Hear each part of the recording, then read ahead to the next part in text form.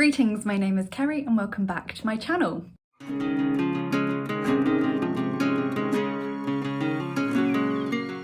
Today I have a couple of monthly wrap-ups for you. So if you watched my January TBR, you may remember that I got a little bit out of sync with my editing. Basically, I didn't have a lot of time for editing in December. So I'd filmed a few things before the end of 2021 that I didn't have time to edit. The situation we're in now, I had filmed my November wrap-up and I'd started editing it but didn't finish editing it in time. And I'm now today filming my December wrap-up for you. So what I'm going to do is we're going to watch my November wrap-up, which I'm going to insert here. And then once you've seen my November wrap-up, we're going to go into my December wrap-up. So here is past Cary with my November wrap-up. Today I have my November reading wrap-up for you. Without too much further ado, let's just get into the stats. I finished a total of 10 books in November, which is fairly average for me this year actually. That was from 9 different authors because I read 2 books by the same author.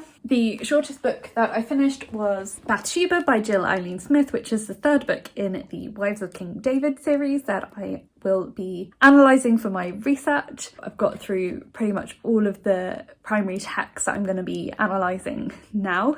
So this was 347 pages. The longest book that I finished was Alexander Hamilton by Chernow, which was 818 pages. So the total number of pages for all the books I finished in November was 4,450, which was quite a bit higher than October, but Alexander Hamilton I've been reading over a long period of time and that really boosted my numbers. And in fact, all of the books I read were over 300 pages, which is not as common.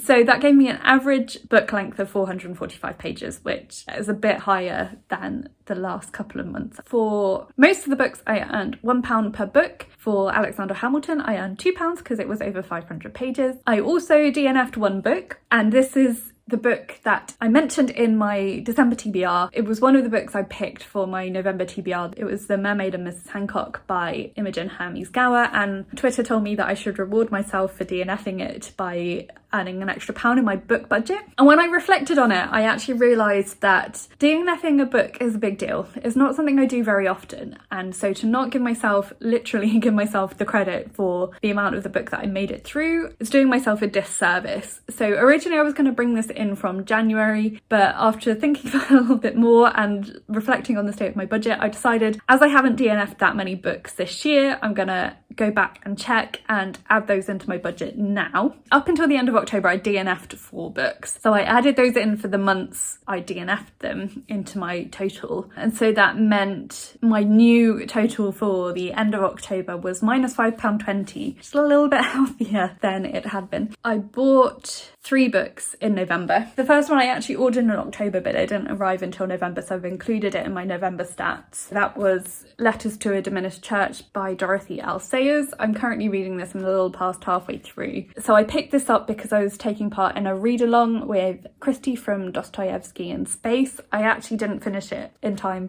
they ended up doing a Zoom chat about it, but it happened to be the middle of the night in my time zone anyway. But I'm really enjoying this. I actually found some bits of it helpful for an assignment that I was working on as well. This was a little bit pricey. This one cost me £11.35. Actually generally a little bit more than I would pay for a paperback, but I really wanted to start reading Dorothy Sayers and that seemed like a good opportunity to do it. So that one was £11.35. I then found my way into a charity shop one day and I picked up 2 books, and actually it's one of the lower price charity shops in my area. So I was quite happy with that. The first one that I saw was As You Wish by, I always think I'm going to say his name wrong, Cary.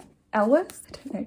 Anyway, so it's his kind of memoir from the making of The Princess Bride, which is a film that I love. This has been on my radar that I've wanted to get it for a while, so to see it in a charity shop, I was really excited to get it. It was £1.50, so I think that was really worth the price. And then the other one that I saw, they actually had 2 copies of this, and I just thought it was so intriguing, and the cover was really beautiful. So this is called The Mermaid of Black Conch by Monique Roffey. She is from Trinidad. This was £1. The concept sounded quite interesting. I love anything to do with mermaids, so I thought this sounded really good. Yeah, and it was only £1, so I thought it's worth the risk at £1. So that meant I spent not quite £14 on books. And then I earned £12, so it was £11 from the books that I finished and £1 from the DNF. So that meant at the end of November, my budget, my balance is on -£7.05, which isn't too bad considering how bad it has been at other points this year.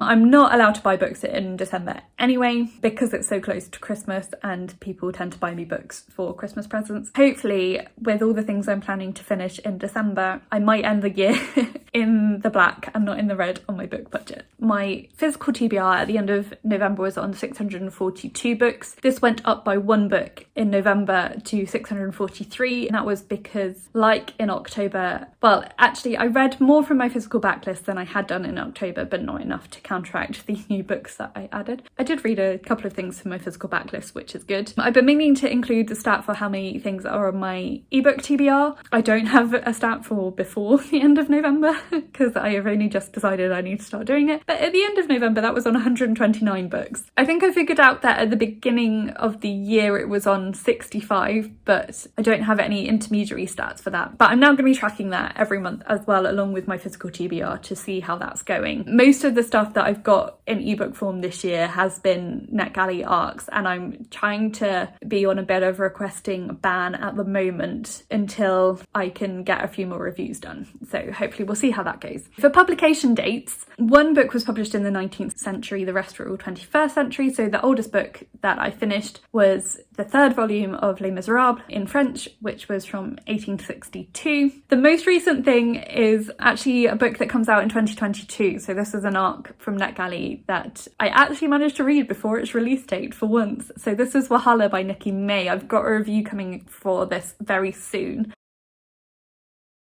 For ratings, I gave 4 books 3 stars, 5 books 4 stars, and 1 book 5 stars. The book that took me the longest to read was actually the third volume of Les Miserables. I think I just had a lot going on and wasn't really willing to put in a lot of time to reading in French for a couple of months. So that took me 81 days. And then the book that I read the quickest was The Reckless Afterlife of Harriet Stoker, which took me 2 days. So that gave me, from all the books, an average reading length of 27 days. Not too bad. I like that to be under a month generally. And then I've read a couple of things that have been on my TBR for a really long time. So again, the thing that had been on my TBR the longest was the French edition of Les Miserables Tome 3. That had been on my TBR, my digital TBR, for 3,123 days. And then there was one book that I started reading pretty much as soon as I got it, which was called African American Readings of Paul by Lisa Bowens, which was a book that we are reading in our postgrad seminars at college. So I bought it and started reading it right away, really. So that gave me an average length on my TBR of 540 days. 3 of the books were on my published TBR for November, and then the rest weren't. Where the books came from. So 2 books were from my physical backlist, 1 book was from my digital backlist, 1 book was new this year, 2 books came from the library, 2 books I had borrowed from friends or family, 1 book was from NetGalley for a review, and 1 book was a reread. For the book formats, 7 books were paperback, 1 was a hardback, and 2 were ebooks. And then for genres, there was 1 biography, 1 Christian non-fiction, 1 classic, 2 contemporaries, 1 dystopian, 1 historical fiction, 2 inspirational romances, and 1 urban fantasy. For the audience, 2 books were for YA audience and the rest were for adults. For publishers, really wide range of publishers. 3 books were from the big 5 publishers, and then the other 7 books were from independent publishers or self-published. And then author nationalities, there were quite a lot of Americans this month. So 2 African Americans, 4 Americans, 1 British Nigerian, 1 French, and 1 Vietnamese author. For author ethnicities, it worked out that 4 books were from authors of marginalised ethnicities and 6 were from white authors. And then for author genders, 3 books were from cisgendered men and 7 books were from cisgendered women. In terms of my challenges, I didn't do that well this month. So one book was written in a foreign language, one book was for review, and one book completed a series, which was Bathsheba completing the Wives of King David series. For author diversity, did okay. So 4 books were from Masters of Marginalised Ethnicities, 1 book was from an author from the LGBTQIA+ community, and 1 book was from an author with a disability. So not as much as I would like for those diversity markers. I didn't read any books from authors that have talked openly about mental illness or neurodivergent authors this month, but never mind. Can't do everything at once. But then for character diversity, I did hit all of those markers. So marginalised ethnicity, LGBTQIA+, disability, mental health, and neurodivergent characters, all featured in at least one of the books. The easy option for my least favourite book is the book that I DNF'd, which was The Mermaid and Mrs. Hancock by Imogen and Hermes Gower. I only managed 2 chapters and I could tell straight away that I wasn't going to get on with the writing style, and I didn't like either of the protagonists. For me, it was a 500-page book, and I just decided 2 chapters in that there was no point in forcing myself to read it, because I really would have struggled. I read some reviews of it as well, and just the things that the reviewers were saying were the good points about the book were the things that I really wasn't enjoying. So I just decided it wasn't worth the trouble to carry on reading it. So I think I'm just going to choose that for my least favourite book, because of the books that I gave 3 stars, it's really hard to pick a least favourite out of them. Yeah, we'll just go with that for my least favourite. And then my favourite book, I only gave 1 book 5 stars, and that was Wahala by Nikki May. Really excited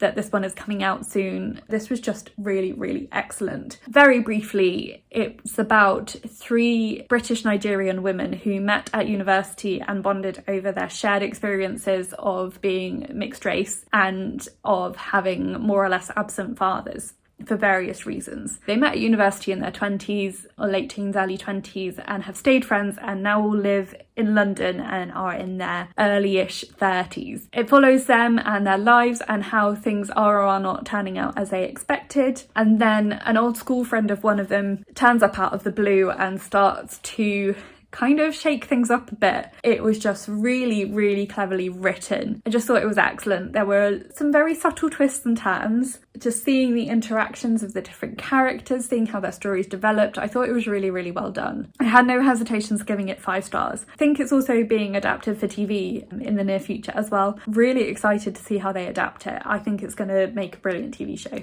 So that was Wahala by Nikki May, and really worth giving it a read. So I think that's everything for today. And so now on to what I read in December. It was a pretty good reading month. I read a total of 14 books, and I also DNF'd 1 book. And that was, I mean, it was a lot of authors because there was an anthology in there, but I did also read a couple of books by the same author. So let's just say lots of authors. The shortest book that I read was Miss Marley by Vanessa Lafaye, which was 162 pages.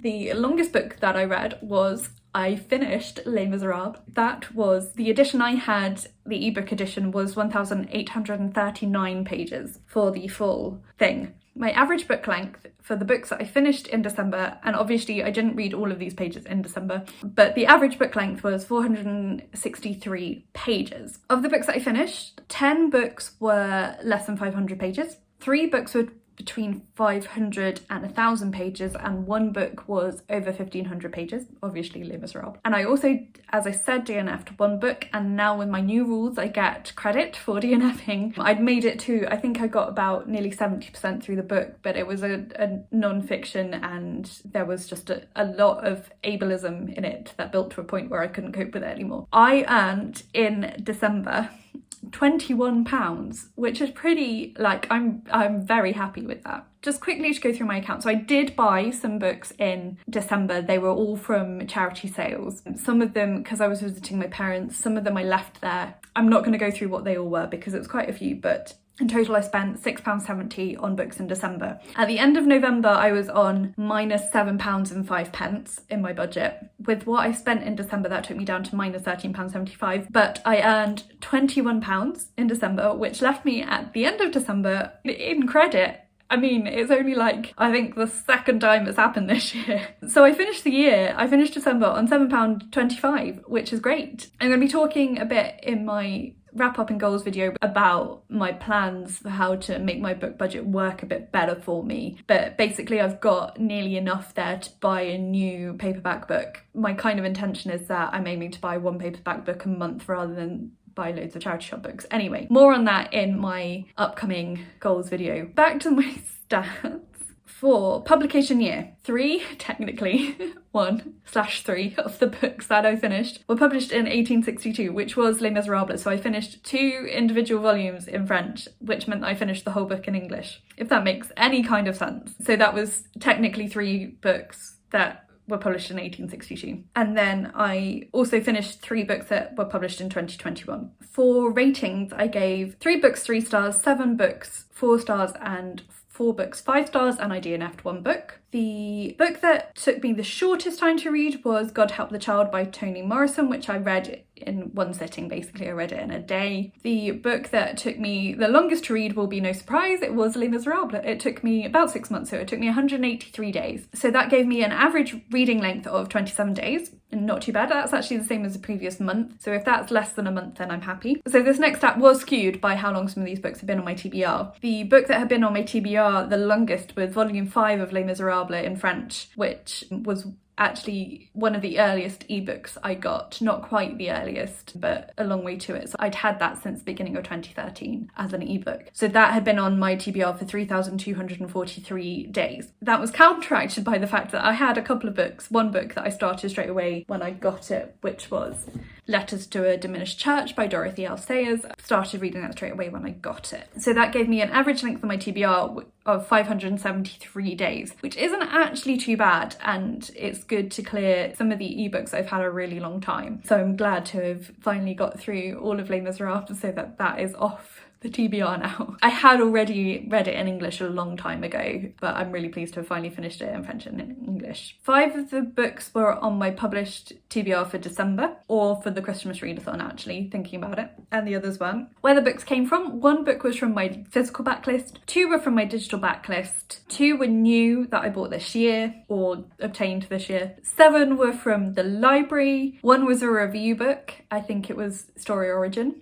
I got that one from, and then 1 was a reread, which was Les Miserables. 8 of the books were paperback, 1 was hardback, and 5 were ebooks. And then for genres, there was 1 Christian non-fiction, 3 classics, but that is technically 1 because it was all Les Miserables, 3 contemporary, 1 dystopian, 1 fantasy, 1 historical, 1 inspirational romance, 1 non-fiction, 1 science fiction, and 1 short story anthology. For the age audience of the books, 2 were for a young adult audience and the rest were for an adult audience. And then for the publishers, it was fairly even this month in terms of whether they were indie or not. So there were 7 books from the big 5 publishers and 7 books were indie. For the author nationalities, 2 of the authors were African American, 3 were American, 2 were British, 3 were French, 1 was French. It was Victor Hugo. It was 3 books, but it was 1 book. Gosh, that's confusing. 1 was Japanese American, 1 was Korean American, 1 book had multiple authors of different nationalities, and 1 author was Zambian. For author ethnicities, 5 books were from authors from marginalised ethnicities, 8 books were from white authors, and 1 book was from multiple authors of different ethnicities. For author genders, 5 were cisgendered men, 6 were cisgendered women, 1 book had multiple authors of different genders, 1 author was a trans man, and 1 author was a trans woman. For my challenges, I did relatively well. Not brilliantly, really. Never mind. So I read 1 book that was translated, which was Les Miserables, and then I read 2 books that were in a foreign language, which were also Les Miserables. I read 1 book for review and 1 book counted towards Read Around the World, which was for Zambia. So that was Dead Aid by Dambisa Moyo, who is a Zambian author and economist. This is non-fiction, and I don't know a lot about economics, so a little bit went over my head, but yeah, it was mostly very interesting. So that wasn't too bad. For my diversity tracking, 6 books were from authors or included authors of marginalised ethnicities, 3 books were from authors from the LGBTQIA+ community, 1 book featured an author with a disability, 2 books featured authors that have spoken openly about their journey with mental illness, and 1 book featured an author who was neurodiverse. For my character diversity, I hit all of those markers multiple times, which is great. I'm really pleased with how much I'm covering character diversity. So that was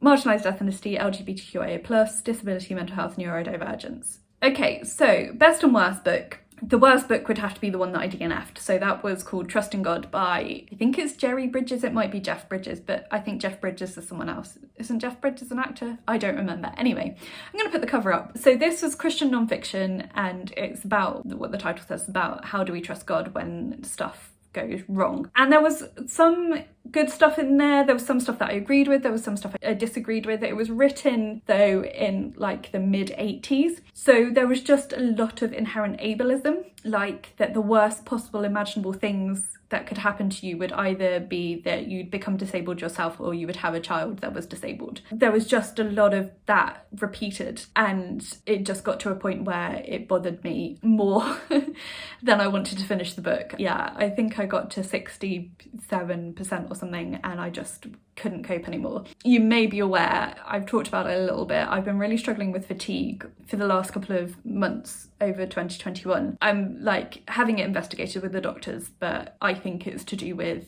PTSD and how that affects the way my brain works and how that affects how I respond to situations, and just in the ongoing global climate of a pandemic triggering my anxiety and PTSD has started to have physical effects. That's my theory anyway. So I've been coming to terms over the last couple of months with having a disability essentially and what that means for me, and also struggling with my own internalized ableism and what that means for me. And so to be hit in the face with the ableism in this book was just too much for me. So I gave up. So that was my least favourite book of the month. For favourite book of the month, it's really difficult because there were a couple that I really, really loved. So Thunderhead, which I've mentioned, and Raven Stratagem, which was the sequel to Nine Fox Gambit. I enjoyed both of them a lot, but they're sequels, so I don't feel like I can talk about them as much. They both got 5 stars. I also gave one of the volumes of Les Miserables 5 stars, but the other one that I gave 5 stars to, I think for the ease of being able to talk about it, will be the one I'll name as my favourite, which was Elantris by Brandon Sanderson. It wasn't my first time reading Brandon Sanderson because I read The Wheel of Time a few years ago, so I'd read his contributions to that series, but this was my first time reading pure Brandon Sanderson, I guess, in that sense. I'd been putting it off because I was worried I wasn't gonna enjoy it,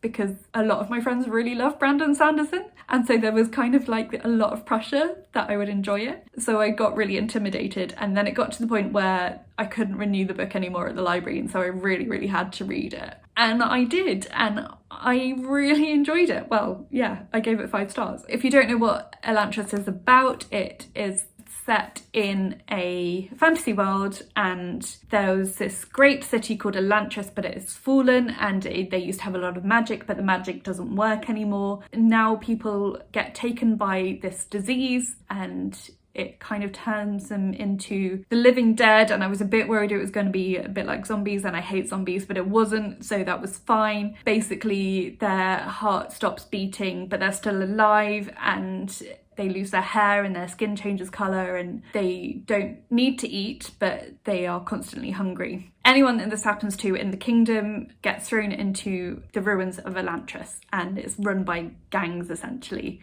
So the story starts with the prince of the kingdom, I've forgotten the name of the kingdom, anyway, but the prince Raodan, he gets this disease and gets thrown into Elantris. Meanwhile, the princess of the neighbouring kingdom, Serene, is on her way for their wedding, and they're engaged, and by the time she gets there, she's told he's dead. She doesn't know what happened to him. But the terms of their agreement, their betrothal contract, mean that she now isn't allowed to marry anyone else. So she decides she's going to stay and try and kind of help the kingdom, which Raodan's father is not a great king, and there's a lot of problems. So she's going to try and stay and help out. And then the third perspective character is a preacher from another neighbouring kingdom, and it's a kind of religious state, and they're quite warlike, and they're planning to invade and take over unless the kingdom converts to his religion, and I can't remember his name. So this was super interesting. Serene was a great character, Raodan was a great character, and the third perspective character I really enjoyed, and kind of this perspective on religion and religious war. I thought the whole plot was so well worked out and quite surprising in places, and I really enjoyed it. So I'm looking forward to reading more Brandon Sanderson in the future. I'm really glad my friends pushed me to read it, and I'm really happy that I enjoyed it. So they will still be friends with me. Yeah, so let's say Elantris was my favourite book of December. But shout out to Raven's Stratagem and Thunderhead, which were 2 sequels that I very much enjoyed, and I'm looking forward to finishing those 2 series in the near future. Yeah, that is it. So thank you for bearing with sitting through 2 monthly wrap-ups from me. I hope this hasn't ended up being too long, and good luck editing, Cary, with putting all the screenshots in. That's gonna be fun. Anywho, let me know if you've read any of the books I've mentioned and what you thought of them. Let me know some of what you've enjoyed reading in kind of the end of 2021, or if you just want to let me know that you've been here, leave me some sort of calendar or diary emoji in the comments if you can't think of anything you want to say. You can also like this video if you liked it and subscribe if you haven't already, and you can also follow me on my social media. All that information is listed for you in the description box below. But that's it for today, so thank you so much for watching, and I will talk to you again soon. Bye!